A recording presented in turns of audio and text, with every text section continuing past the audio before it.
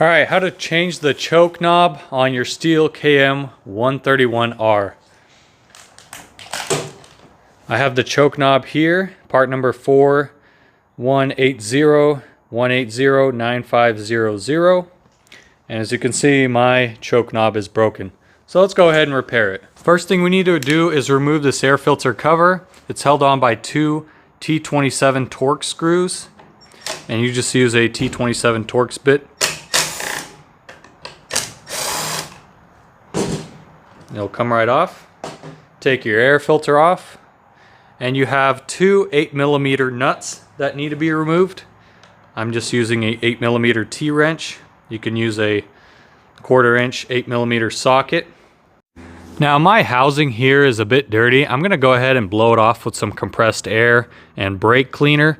When you do this though, make sure that you do cover the carburetor with your finger and also this primer tube right here. Cover both of those and make sure that you don't get any debris when you go and spray anything, so that way dirt doesn't get ingested into the carburetor. I also want to show you real quick that this package contains 4 pieces. You got the choke knob itself, you have a spring, a screw, and this little bracket that holds the choke knob. We'll need to remove that screw. As you can see, it's way back there.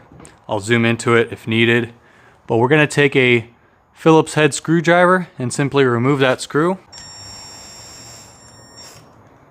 Now, it doesn't take much to remove it, but you want to slide everything back and remove it all in one piece. And there goes my spring, it shot out. So be careful with that. This next part is kind of tedious because we're limited to the space that we have to work with.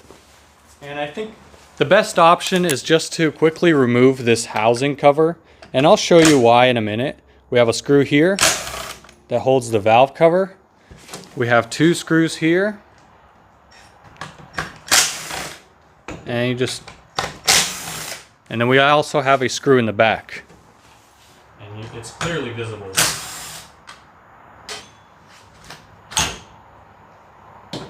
What we'll do next is install the spring. And also you want to make sure that these 2 pieces are connected, your choke knob and your choke housing. You connect them like that. And now make sure you have your screw ready. You want to place it in. And make sure that the choke knob is sitting somewhat flush and that it functions. Once you notice that it's actually functioning, you can go ahead and install the little tiny screw. This is going to be the hard part.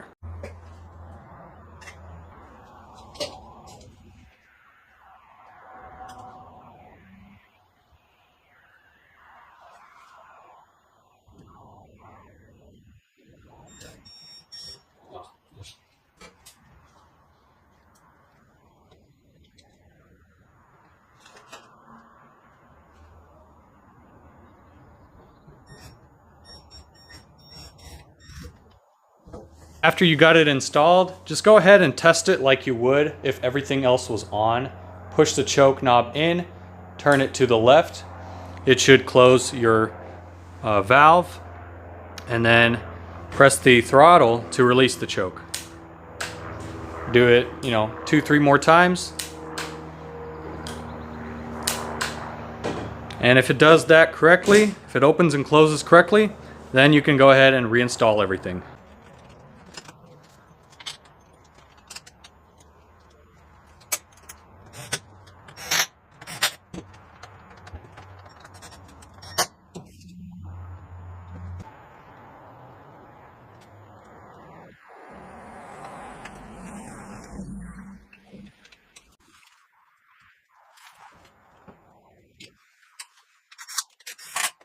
Now you can test it one more time and actually start the machine to make sure everything works well. So, haven't started it at all this morning, so we're going to choke it on full choke and prime it about 3 times and just start it up.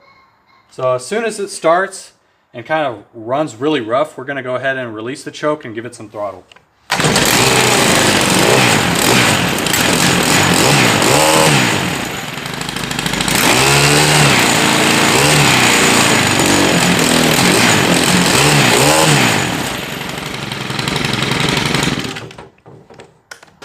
time. Now you saw how the choke automatically released. That's just a nice feature on these KM131Rs with this carb setup. So it's got an automatic choke that will release as soon as you hit the throttle.